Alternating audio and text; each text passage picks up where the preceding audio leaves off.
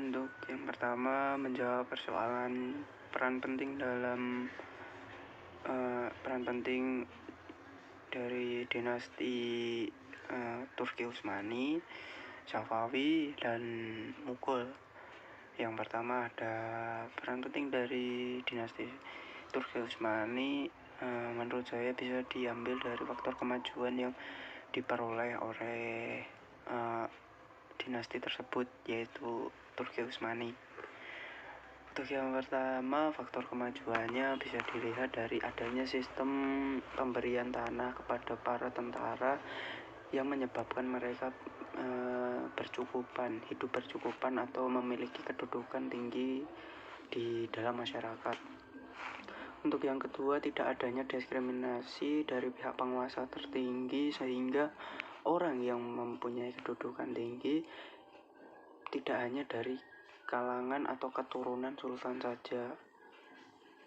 Yang ketiga itu pihak Turki memberikan perlakuan yang baik terhadap saudara atau orang-orang yang baru dan memberikan kepada mereka hak rakyat secara penuh, baik dalam kehidupan beragama maupun bermasyarakat. Untuk yang keempat, kedudukan sosial orang-orang Turki ini menarik minat orang-orang negeri Balkan untuk memeluk agama Islam. Terus yang kelima itu ada semua penduduk khususnya di Turki ini mendapat kebebasan untuk menjalankan agama sesuai dengan kepercayaan masing-masing. Yang keenam itu Turki Utsmani menjadi tempat atau wilayah perlindungan orang-orang Yahudi dari serangan kerajaan Kristen di Spanyol dan Portugal pada abad ke-16. Seperti itu. Dan lanjut yang kedua itu ada dinasti Safawi. Dinasti Safawi ini memiliki kemajuan pada bidang ekonominya, yaitu kemajuan ekonomi pada masa itu bermula dengan penguasaan atas Kepulauan Hormuz dan pelabuhan Gumrun yang diubah menjadi Bandar Abbas. Dengan demikian, Safawiyah menguasai jalur perdagangan antara barat dan timur. Di samping sektor perdagangan, dinasti atau kerajaan Safawi ini mengalami kemajuan dalam bidang pertanian, terutama hasil pertanian dari daerah bulan sabit yang sangat subur. Lanjut pada bidang ilmu pengetahuannya, sepanjang sejarah Islam, Persia ini dikenal sebagai bangsa yang telah peradabannya tinggi. Salah satunya itu hadir di majelis istana, yaitu Baha al-Dina al-Syirazi atau generalis ilmu pengetahuan, dan Muhammad al-Baqir Muhammad Daman, filosof, ahli sejarah, teolog, dan seorang yang pernah mengadakan observasi tentang kehidupan lebah. Yang ketiga itu ada pada bidang pembangunan fisik dan seni. Kemajuan ini pada bidang seni arsitektur ditandai dengan berdirinya jumlah bangunan megah yang memperindah Isfahan sebagai ibu kota kerajaan. Sejumlah masjid, sekolah, rumah sakit, jembatan yang memanjang di atas Zinderut dan istana Cihil Sultan. Itu yang pada bidang pembangunannya. Terus yang selanjutnya itu kota Isfahan juga diperindah dengan kebun wisata yang tertata apik.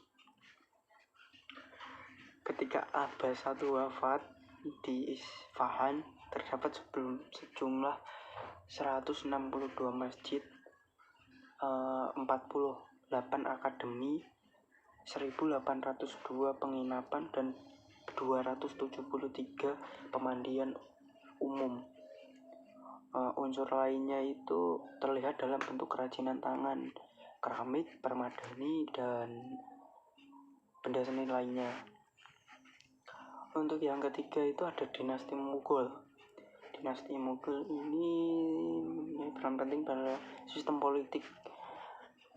Sistem politik pada masa itu, India ini sebagai negara merdeka. Kebesaran dinasti Mughal tidak hanya ditunjukkan luasnya daerah yang disatukan dalam satu imperium, tetapi juga terjadi pembaharuan sistem politik apabila ketika dicermati itu penetrasi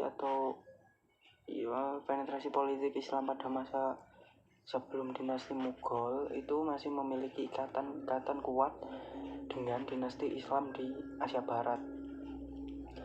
Dinasti Mughal dengan raja pertamanya yaitu Qutbuddin Aibak telah mendirikan dasar pemerintahan Islam secara merdeka di India, lepas dari kesultanan di Asia Barat. Hal ini sebagai hal yang unik atau mengingat wilayah Asia Selatan bergandengan langsung dengan wilayah Asia Barat, walaupun secara geografis dipisahkan oleh pegunungan yang sulit dilalui. India sendiri sebagai sebuah negara wilayah Kesultanan Mughal mencapai wilayah terluas di India sepanjang sejarah sejajar dengan masa pemerintahan Asoka. Yang kedua ada perubahan sosial. Perubahan sosial pada masa itu pada waktu Islam masuk ke India. Pengaruh mendasar yang utama adalah masalah penghapusan kasta yang telah mendarah daging ratusan tahun lamanya. Itu Islam dengan pembaruan Islam tidak mengenal kasta, sehingga oleh sebagian masyarakat Islam di India itu terutama pada kasta rendah, kedatangan agama Islam ini disambut dengan senang hati. Terus dampaknya itu terjadinya transformasi sosial karena kesetaraan penduduk dalam memperoleh akses ekonomi, dan untuk bagian tertentu adalah menjadi pegawai pemerintah dan tentara, seperti itu. Terus perkembangan Islam di lingkungan sekitar itu menurut saya di lingkungan saya itu sangat menarik ya. Soalnya dulu tuh ada cerita dari orang sekitar sini atau dari tokoh masyarakat atau dari omongan itu sebelum masuk atau mengenalnya agama Islam, penduduk desa sini nih dulu saling masih terkenalnya dengan desa yang penuh dengan judi, dengan miras, dengan bacok-bacokan seperti itu. Dan ditambah dulu tuh di sini katanya itu terdapat sebuah keraton. Ya katanya sih seperti itu, dari istilahnya keratonnya itu bukan pusatnya ya, tapi sebagai perumpamaan jika di kota itu ada polres dan di kecamatan atau apa itu ada polseknya. Nah itu ada polsek itu, keratonnya di sini tuh kayak gitu. Yaitu kalau boleh sebut sih itu katanya Mangkubumi gitu, Mangkubumi. Petilasannya pun ada, dan sampai sekarang pun katanya peninggalan seperti gamelan dan pusaka-pusaka lainnya itu masih ada di dalam tanah.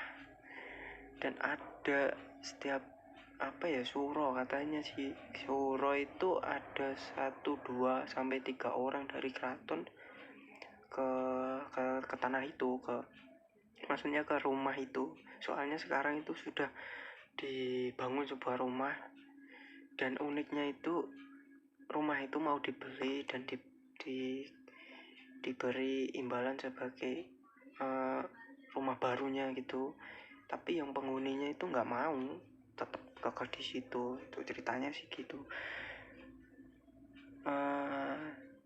Dia dari sekarang sampai sekarang itu setiap hari jadi Kota Sragen itu pasti bupati itu datang ke desa ini gitu.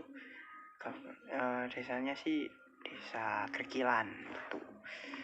Tapi para bupati itu nggak tahu secara tepat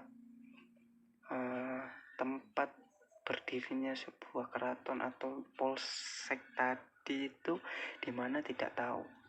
Yaitu dibuatkanlah suatu bangunan, yaitu petilasan Mangkubumi.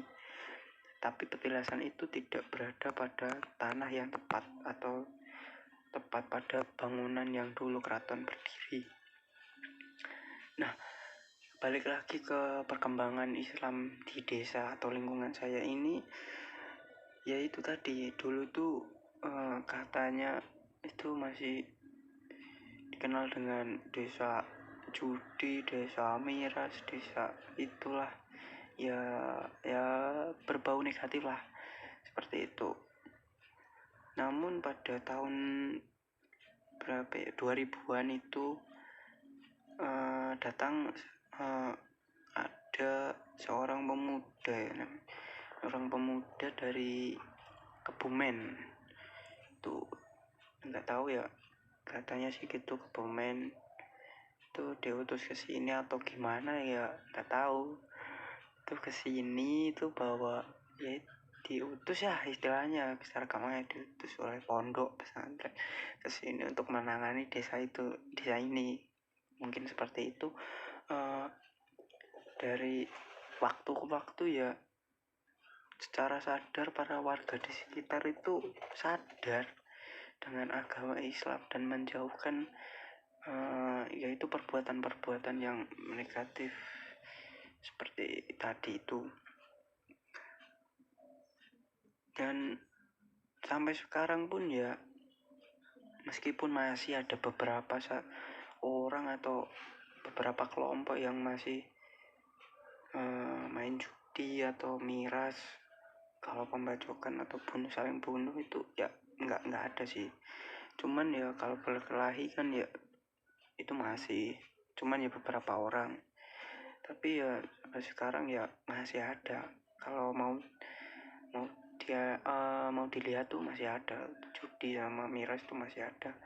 Cuman itu minoritas saja ya.